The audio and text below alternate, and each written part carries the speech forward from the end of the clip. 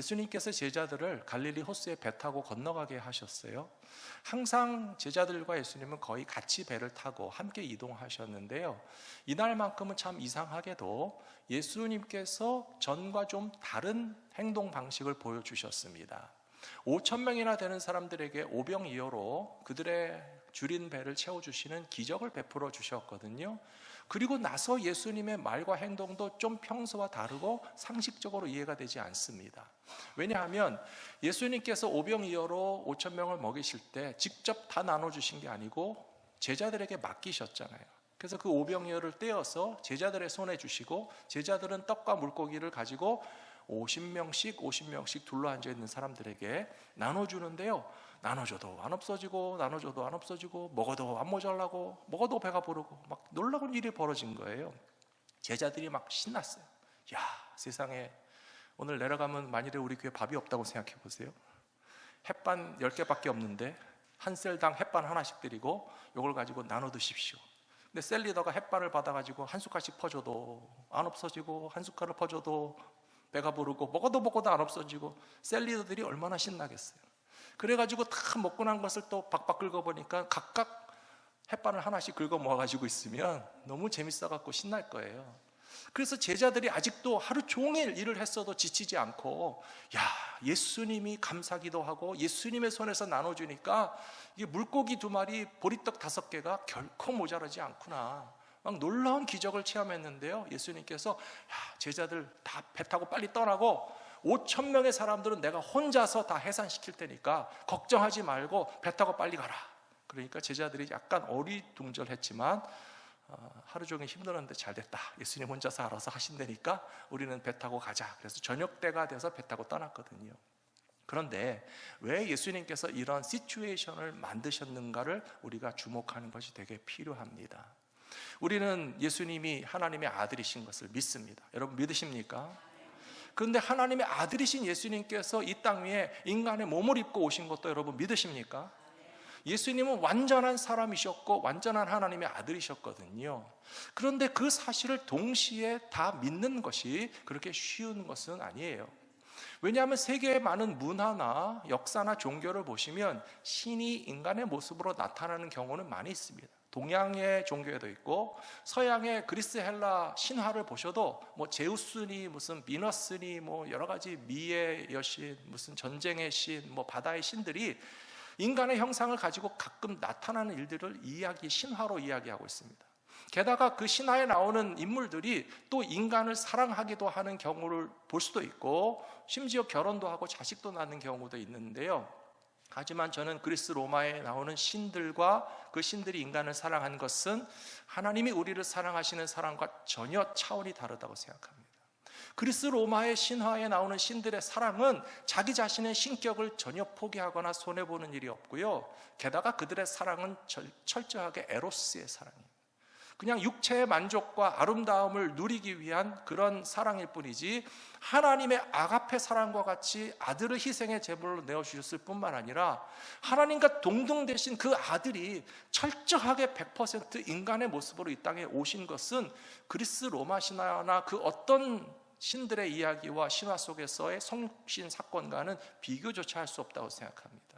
하나님의 아들이신 예수님은요, 철저하게 인간의 몸으로 오시기 위해서 동정녀의 몸 안에 잉태가 되셨어요. 그리고 잉태되신 예수님이 탄생해서 아기로 자라면서 엄마 젖을 먹으면서 엄마 품에서 자라났다고 생각해 보세요. 여러분들 아기의 모습은 얼마나 사실은 예쁘기는 하지만 되게 무능하잖아요. 누군가 돌봐주지 않으면, 먹여주지 않으면 먹을 것을 얻지 못하고, 씻겨주지 않으면 더럽혀진 몸을 스스로 닦을 수 없고요, 누군가가 옷을 입혀주지 않으면 자기 몸조차 가릴 수 없는 그 갓난아기의 모습으로 하나님의 아들이 오셨으니까 인간인 것만큼은 철저하게 인간인데, 그러나 그런 예수님을 또 하나님의 아들로서 인식하는 것이 쉽지 않았다는 것입니다. 제 말이 이해가 되시죠? 예수님을 사람으로 생각하는 것이 오히려 가능하다면, 그러나 사람으로서 완벽하신 예수님이 하나님의 아들이시라고까지 인정하는 것은 또 어려운 문제라고 하는 것을 제가 말씀드리는 거예요. 그래서 예수님께서 제자들을 통해서 5천 명을 먹이시는 기적을 베풀어 주셨으니까 그것만 보고도 이분은 뭔가 다른 대단한 분이시구나, 그냥 인간으로서는 할 수 없는 어떤 초능력과 이적을 베푸시는 힘이 예수님에게 있으시다는 것을 좀 짐작은 했으나, 아직까지도 제자들의 입에서, 제자들의 마음에서, 제자들의 고백에서 당신은 하나님의 아들이라고 하는 고백이 나올 수 없는 상황이었는데, 오늘 본문 말씀 마지막에 뭐라고 되어 있습니까? 풍랑이는 호수 가운데 그 배에 예수님께서 베드로와 함께 딱 올라타시니까 마지막 33절에 뭐라고 되어 있어요? 진실로 하나님의 아들이로소이다 라고 하는 고백이 나오잖아요. 예수님은 이 결론을 이끌어내시기 위해서 제자들에게 먼저 배 타고 떠나가게 하셨고요, 예수님은 같이 가지 않으셨고요, 풍랑으로 한참을 고생하고 죽을 뻔할 때쯤 돼서 나타나신 이후에 벌어진 사건에 예수님의 의도가, 사람으로서는 예수님을 분명히 인식하고 있지만 하나님의 아들로서 완전하게 복종하고 믿을 수 있는 그 믿음을 제자들이 가질 수 있게 해주신 것처럼, 지금 이 시간에 예배하는 저와 여러분 모두의 마음 가운데 예수님을 하나님의 아들로서 믿으실 수 있는 믿음을 가지시게 되기를 부탁합니다. 예수님께서 그 배를 함께 타고 가지 않으신 목적은 예수님이 눈에 보이지 않아도 그들을 항상 사랑하시고 함께 하신다는 사실을 깨우쳐 주시려고 하는 역설적인 상황이라고 저는 생각합니다. 우리의 인생을 살다가 보면 때때로 예수님이 같이 계시지 않는 것 같은 일들을 경험하실 때가 있으실 거예요. 신앙생활 잘했지만 갑자기 건강이 나빠지면 좀 하나님께 섭섭한 마음 드실 때가 있으시죠? 하나님, 저같이 예수 잘 믿는 사람도 아파야 됩니까? 혹은 여러분들이 열심히 신앙생활 하면서 비즈니스 하시는데 비즈니스가 별로 안 좋아지면 좀 하나님 섭섭한 마음 드실 때가 있죠? 하나님, 나같이 열심히 신앙생활하는 집사, 장로, 권사인데 그냥 사업도 하면 다 잘 되게 해주셔야 되는 거 아닙니까? 또 어떤 경우에는 신앙생활 잘 하시는 분들도 가정에 어려움이 생겨날 수 있어요. 그리고 이민 생활이 참 쉽지 않습니다. 여러 가지 예기치 못한 어려운 문제들이 생겨나는데요, 더더군다나 그 모든 것들이 두 개, 세 개가 복합적으로 한꺼번에 우리에게 쳐들어올 때가 있어요. 그런 상황이 닥쳤을 때에 마치 예수님의 제자들이고 오병이어의 기적을 봤지만, 그러나 그 갈릴리 호수를 지날 때 풍랑이 얼마나 일어나는지, 여러분 갈릴리 호수의 면적이 얼마나 되는지 아세요? 서울시 면적의 4분의 1 정도가 된다고 그래요. 어떻게 보면 그렇게 큰 호수는 아니라고 볼 수 있지만 갈릴리 호수의 지형적인 특성이 있습니다. 해발 마이너스 200m예요. 지중해로 치면은 갈릴리 호수에는 200m 밑에 골짜기에 물이 차 있는 것이에요. 그리고 그 골짜기 북쪽에는 높은 산이 있어서 산을 넘어온 바람이 깊은 골짜기까지 내려쳐서 휘저으면 호수인데도 불구하고 2m의 파도가 칠 수 있는 호수라고 그래요. 성경에 분명히 파도가 일고 풍랑이 일고 예수님의 제자들이 배를 타고 있었는데 물이 넘쳐서 침몰할 것 같은 죽음의 위기를 겪었다고 그러잖아요. 지리적으로 지형적으로 실제로 일어날 수 있는 갈릴리 호수인데요, 그러나 그것은 우리의 인생을 말하는 것입니다. 우리가 평탄할 줄 알고 평온할 줄 알았고 그냥 신앙생활하면서 살면 아무런 어려움이 닥치지 않게 되기를 막연하게 기대했으나, 우리의 삶에 그런 풍랑이 닥쳐오고 물결이 일어나면서 우리가 탄 인생의 배가 침몰할 것 같은 위기를 겪을 때에 예수님은 우리를 위해서 달려오신다는 사실을 믿으시기 바랍니다. 오늘 성경에는 분명히 나와 있기를 예수님께서 한밤중까지 기도하고 제자들과 떨어져 있으시다가 그들이 물이 거슬러서, 바람이 거슬러서 가려고 하는 방향의 역방향으로 힘을 쓰니까 도저히 앞으로 가지 못해서 씨름하면서 파도까지 쳐서 힘드니까 예수님이 걸어오셨다고 하는데요, 저는 예수님이 빨리 걸어가셨다고 생각합니다. 여러분 같으면 천천히 걸어가시겠습니까? 유유자적할 때가 아니잖아요. 지금 제자들이 저기 물 한가운데서 고생하고 있는데 요즘 같으면 뭐 헬기를 보내라, 큰 구조선을 보내라 하겠지만 예수님께서는 그냥 어쩌면 급한 마음에, 제자들이 지금 예수님을 필요로 하고 있다는 사실을 너무 알고 있으시기 때문에 그냥 성경에는 걸으셨다라고만 되어 있지만 저는 생각하기를 예수님이 걸으셨다면 빨리 걸으셨을 것이고, 가능하셨다면 뛰셨을 것이고, 아니라면 척 하고 나타나셔서 예수님이 위기를 당하는 제자들에게 눈에 보였을 때 제자들의 반응이 어땠습니까? 악 하고 놀랐어요. 왜냐하면 캄캄한 밤중에 물 위에 사람이 나타나니까 여러분 안 놀라겠습니까? 지금 그렇지 않아도 물에 빠져 죽을 것 같은데 유령이 나타났나, 저승사자가 나타났나, 우리가 못 볼 걸 봤나, 막 그런 상황이 된 거예요. 그러니까 예수님께서 야, 놀라지 말아라, 나다 놀라지 말아라 라고 하시면서 우리가 위기 상황 가운데서 예수님을 만나면 사랑하는 성도 여러분, 놀라지 마시기 바랍니다.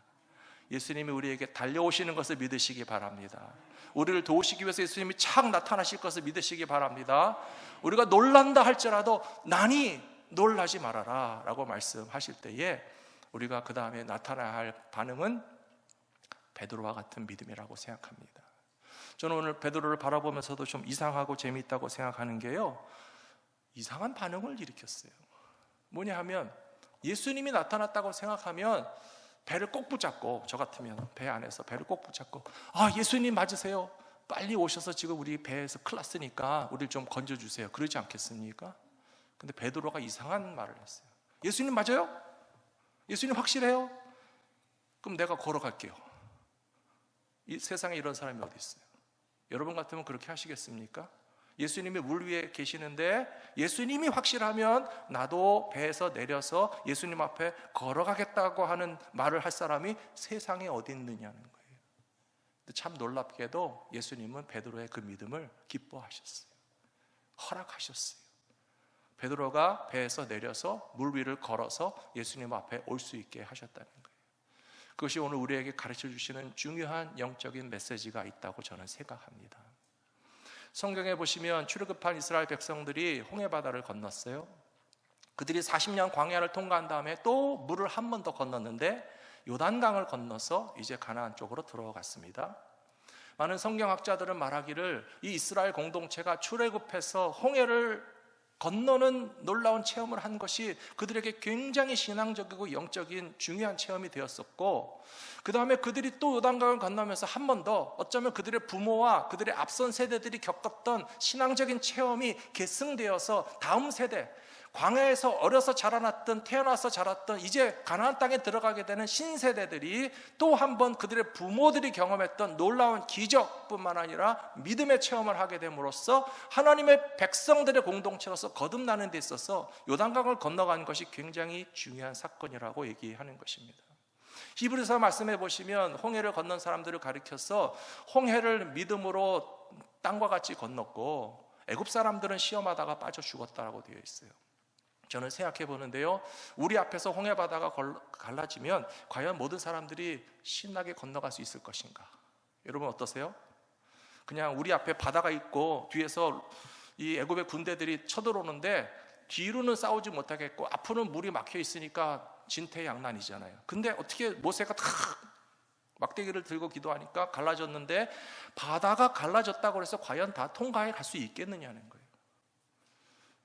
저는 우리 갈보리 믿음교회 성도님들을 너무 사랑하고 고맙고 정말 귀하게 생각하는 것이 뭐냐 하면요, 우리가 같이 홍해를 걷는 사람들이잖아요.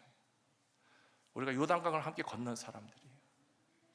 물이 벽처럼 쌓여있는 것을 바라보면서 철없는 아이들은 야, 아쿠아리움에 왔나 보다, 수족관에 왔나 보다, 물은 유리처럼 서 있고 그 안에 물고기들이 헤엄치는 게 보이네. 철없는 아이들이나 그렇죠. 조금만 정신 차린 어른들은요, 무서워서 못 가요. 바다가 갈라진 것은 눈앞에서 벌어진 사건이지만 그 바다가 순식간에 덮칠지 어떻게 알겠느냐는 거예요. 그렇기 때문에 바다가 갈라졌을 때 그 홍해라고 하는 바다를 마른 땅과 같이 건너간 사람들은 분명히 믿음의 사람들이라서 뚜벅뚜벅 그 땅을 건너가서 하나님의 구원하심을 경험한 것이고, 만약에 믿음이 없는 사람이라면 두려워서 떨었을 거예요. 주저앉았을 거예요. 내가 한 걸음 두 걸음 가다가 조금 가서 이 바다가 합쳐지면 어떡할 겁니까? 나는 못 갑니다. 많은 사람들이 공포에 휩싸이게 되면요, 번지 점프 못 하잖아요. 롤러코스터 못 하잖아요. 높은 데 가면 두려워하잖아요. 그냥 조그만 도랑을 하나 건너는 데 있어서도 자신감과 용기를 가진 사람들은 팔짝 뛰어서 넘을 수 있는데, 공포에 휩싸인 사람들은 마치 발이 땅에 붙어 있거나 꼼짝할 수 없는 것처럼 그 바다가 갈라져도 건너지 못했을 텐데, 사랑하는 성도 여러분, 성경은 분명히 말씀하고 있습니다. 그들이 바다를 마른 땅과 같이 걷는 것은 믿음 때문이었고, 믿음을 갖지 못하고 시험하는 사람들은 오히려 주저앉거나 침몰했다는 사실을 기억하시면서 하나님께서 우리 인생의 앞길을 열어주실 때에 이제까지의 경험과 마찬가지로 믿음을 가지고 홍해도 건너고 믿음을 가지고 요단강도 건널 수 있는 하나님의 백성들이 되시기를 축원합니다. 요단강을 건너는 모습을 볼 때에도 저는 감동을 받습니다. 분명히 이스라엘 백성들이 주저하고 두려워할 것을 다 알았던 것 같아요.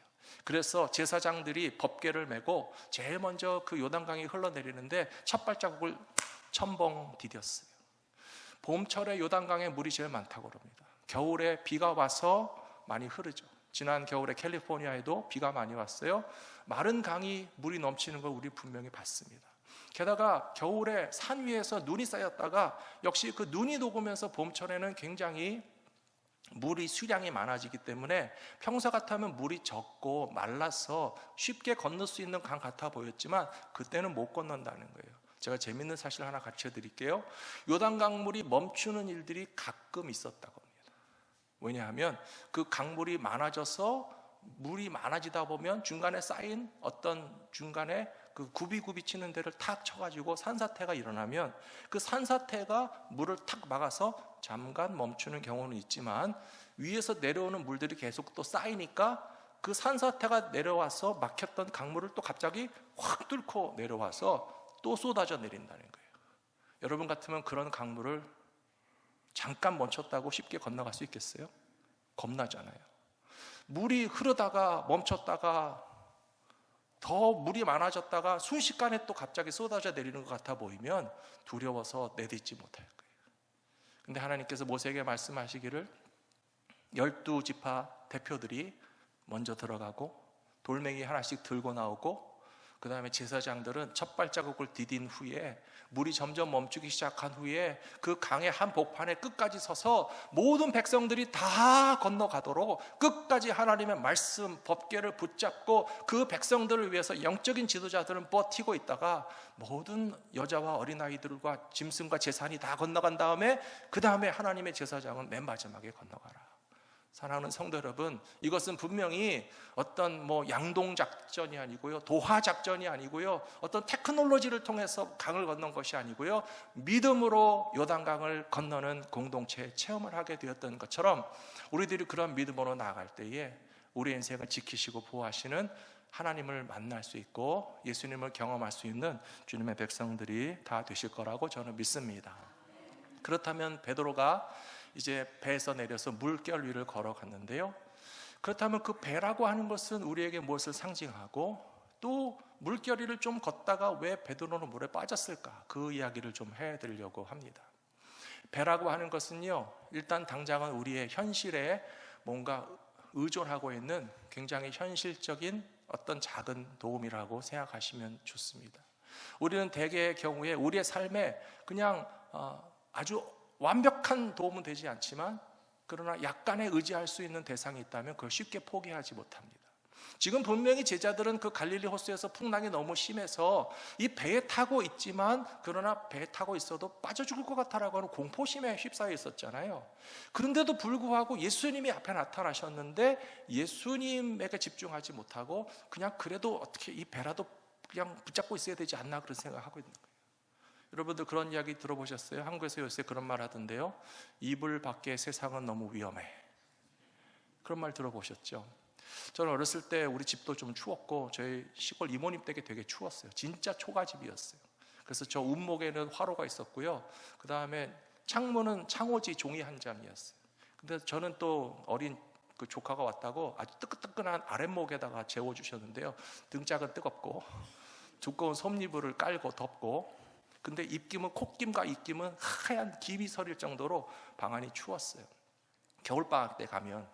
근데 그 겨울방학에 그렇게 등은 뜨겁고 이불은 두껍고 코에서는 찬바람이 나가는 데를 자고 나서 아침에 이불에서 나가고 싶겠습니까? 안 나가죠. 이불을 탁 뒤집어 쓰고 들어가서 막 놀고, 이불 밖 세상은 위험해. 제가 그때 이미 경험했거든요. 많은 사람들이 자기 자신이 현재 있는 그 이불 안이 제일 안전할 거라고 생각해요.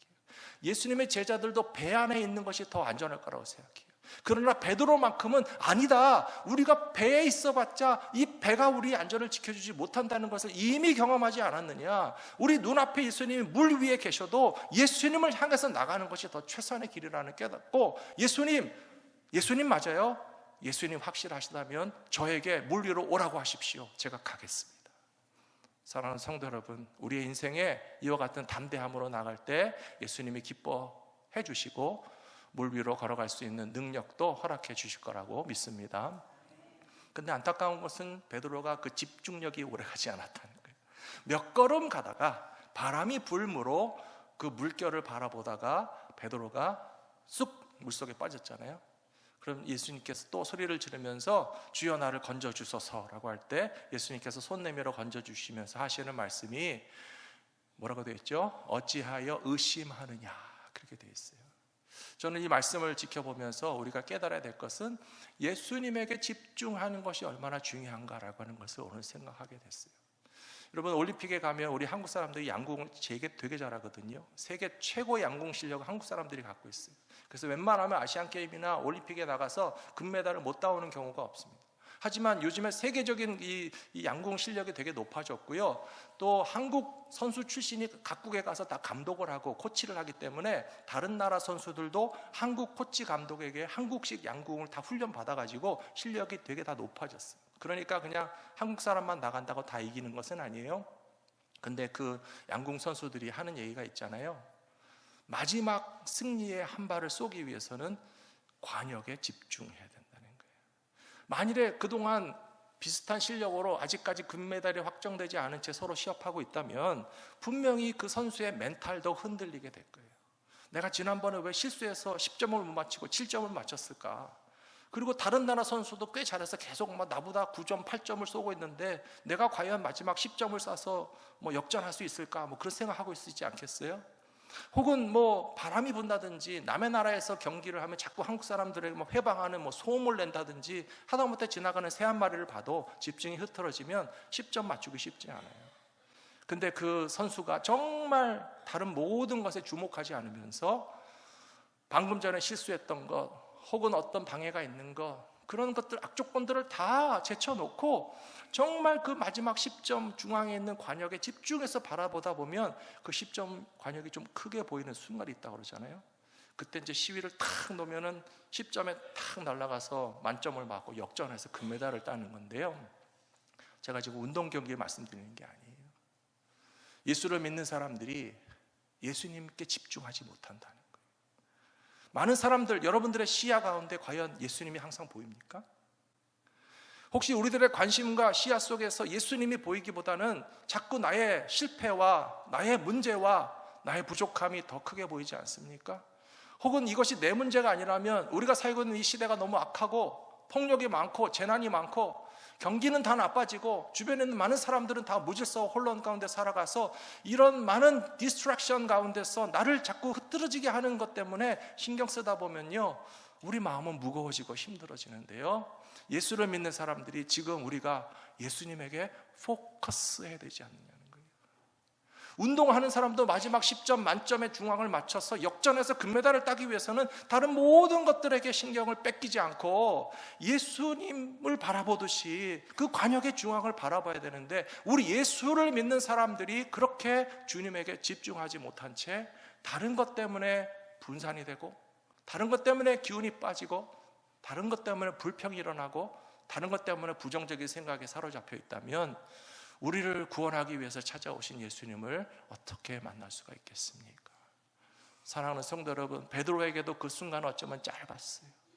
감히 배에서 내릴 수 있는 용기, 감히 물 위를 걸어갈 수 있는 담대함, 오직 예수님만 100% 바라볼 때는 조금도 의심하지 않았고 조금도 염려하지 않았고, 바람이 있는지 없는지, 내 발밑에 물결이 있는지 없는지 상관하지 않고 예수님만을 완전히 포커스하는 그 순간에는 잠시라도 걸을 수 있었던 그 모습을 우리가 지속할 수 있다면 얼마나 좋겠습니까? 사랑하는 성도 여러분, 오늘 말씀 끝에 보시면요, 하나님께로부터 나온 자들 믿음으로 세상을 이긴다라고 되어 있어요. 많은 크리스찬들이 생각하기를 세상과 내가 싸워서 이긴다고 상상조차 되지 않고 비교조차 되지 않고 우리 개인이 이 어마어마한 세상을 어떻게 이길 수 있을까라고 생각하지만 오늘 말씀 끝에는 분명히 나와 있습니다. 뭐라고 되어 있습니까? 요한일서 5장 4절에서 무릇 하나님께로부터 난 자마다 세상을 이기느니라. 세상을 이기는 승리는 이것이니 우리의 믿음이니라. 예수께서 하나님의 아들이심을 믿는 자가 아니면 세상을 이기는 자가 누구냐? 예수님이 누구이심을 믿을 때에 세상을 이길 수 있습니까? 예수님께서 말씀을 보여주셔야 돼요. 금방 지나가면 우리 기억을 못하거든요. 예수께서 하나님의 아들이심을 믿는 자가 아니면 세상을 이길 수 있는 사람이 누가 있겠느냐? 베드로와 예수님의 배에 다시 탁 타니까요, 바람이 잠잠해졌어요. 그리고 배 안에 있던 모든 제자들이 뭐라고 그랬습니까? 하나님의 아들이시군요. 하나님의 아들이시군요. 사랑하는 성도 여러분, 예수님을 인간적으로만 생각하지 마세요. 예수님은 완벽한 인간이셨고 어머니의 품에서 태어났고 그 집에서 함께 자랐고 30년 동안 가족을 위해서 동생들을 돌보고 홀어머니를 위해서 가장 노릇을 했지만 예수님을 인간적으로만 인식하지 마십시오. 예수님이 제자들에게 명확하게 알려주기 원하셨던 것은 하나님의 아들이시다. 하나님의 아들이 우리를 구원하기 위하여 십자가 위에서 죽으시기 위해서는 육체가 필요하기 때문에 육체로 오셨지만 그러나 하나님의 아들이신 것을 믿고 풍랑도 잠잠하게 하시고 바다도 고요하게 하시고 세상을 이기는 믿음으로 우리와 함께 하신다는 사실을 기억하며 담대히 살아가시는 모든 주님의 백성들이 다 되시기를 축원합니다.